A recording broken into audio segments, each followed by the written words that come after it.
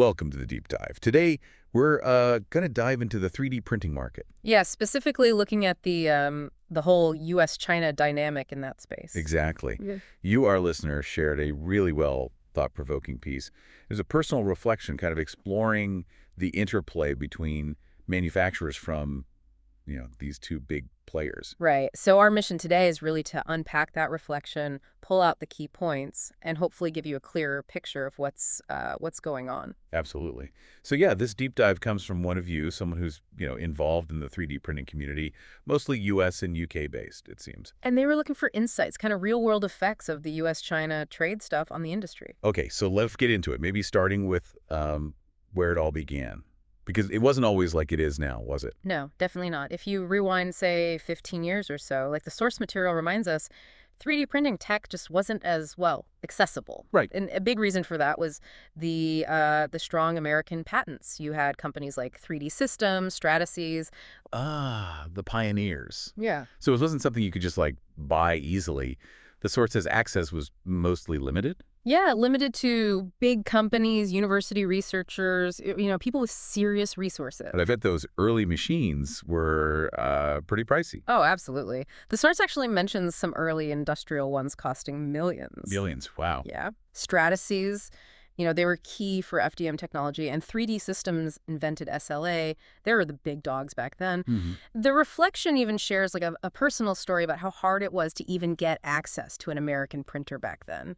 Shows how controlled it all was. Okay, so fast forward to now.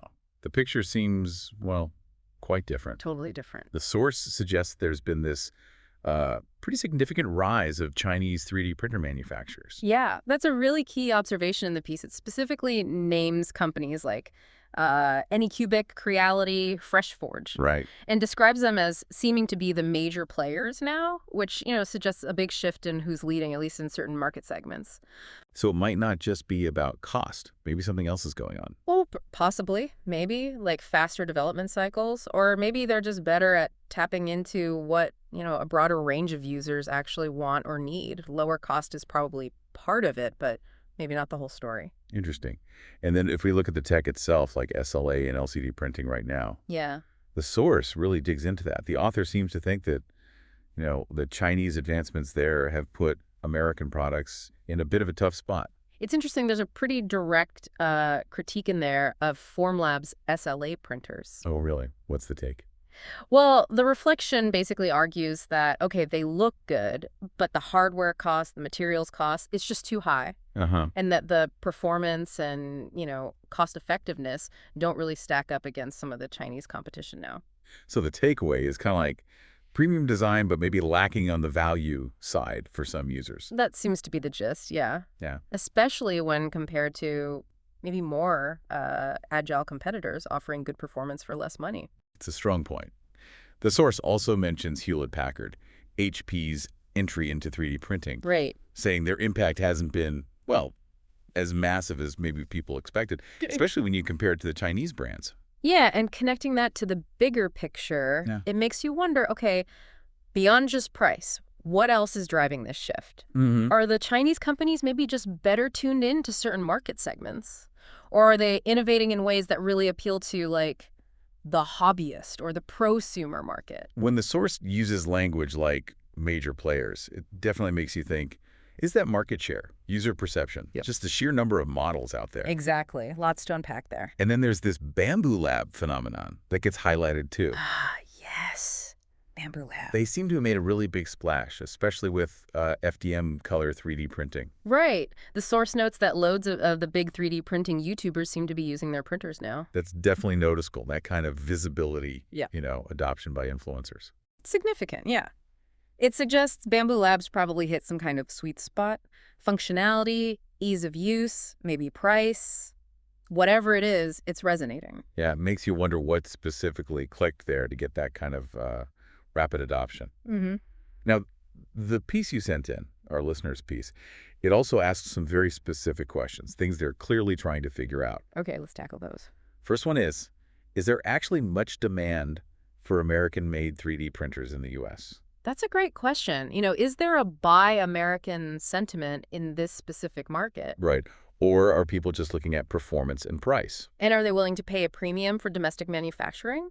Or does origin not matter as much as specs and cost? Crucial point. Then there's a question about Bambu Lab printers again, comparing availability in the U.S. versus South Korea, where apparently they're much easier to get hold of.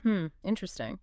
That gets into, like, global supply chains, market strategies. Yeah, why the difference? Could be anything, right? Maybe initial target markets, logistics hurdles, distribution deals. It raises questions about how companies prioritize different regions. Definitely. The source also wants to know how these U.S.-China trade tensions, the tariffs and stuff, have actually hit the prices of the Chinese printers. Ah, the direct impact. Yeah, understanding that price effect, how much prices went up or if they absorbed the cost, that tells you a lot about the economics for everyone involved, makers and buyers. For sure. And then a more hypothetical one, but important. What if the U.S. just couldn't buy Chinese 3D printers anymore? What would happen? Ooh, yeah. That really makes you think about how much the sector might rely on Chinese manufacturing right now. Where would people get printers? Would alternatives spring up? Would it stifle innovation? Or just make everything more expensive? It really highlights how connected everything is globally. It really does. There was also a slightly different question in there about entrepreneurship failure rates, comparing the U.S. and South Korea. Yeah, I saw that. A bit of a tangent from 3D printing itself. But maybe reflects, broader worries about the business climate. Could be.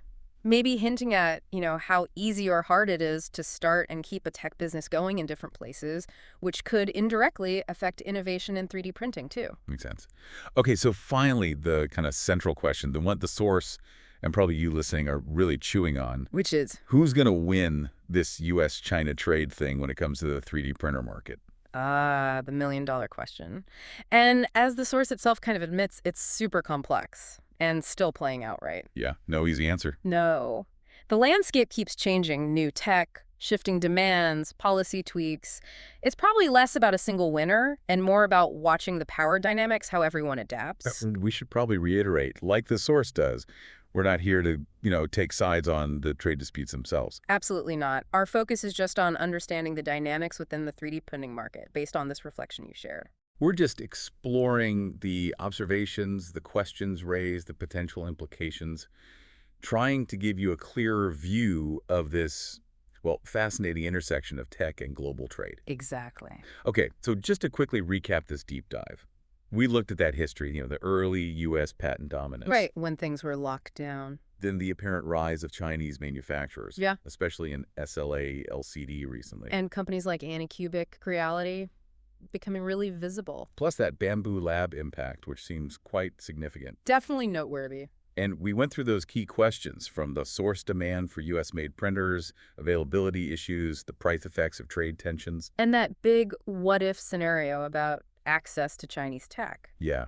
And those questions really do pinpoint the things to watch, don't they, as this whole situation keeps evolving. They really do. They frame the ongoing story perfectly. Domestic demand, global availability, price points, potential disruptions, that's where the action will be. So here's a final thought to leave you with, something maybe to chew on. We see these rapid shifts in 3D printing, driven by global trade, by tech innovation. What other industries do you think might be facing similar kinds of disruption? That's a big one. And maybe even more, what are the fundamental factors? Is it the tech itself, the economics, national strategy? What really decides who comes out ahead in these big, evolving global markets? That really broadens the scope, doesn't it? Thinking about the forces reshaping whole sectors, not just this one, globalization, tech transfer, trade wars, their potential impact is huge and often unpredictable. It is indeed. Yeah. Well, thank you for sharing this source material with us. It definitely gave us a lot to think about. It was really interesting to dive into. And thank you, our listener, for joining us on this deep dive. We'll catch you on the next exploration.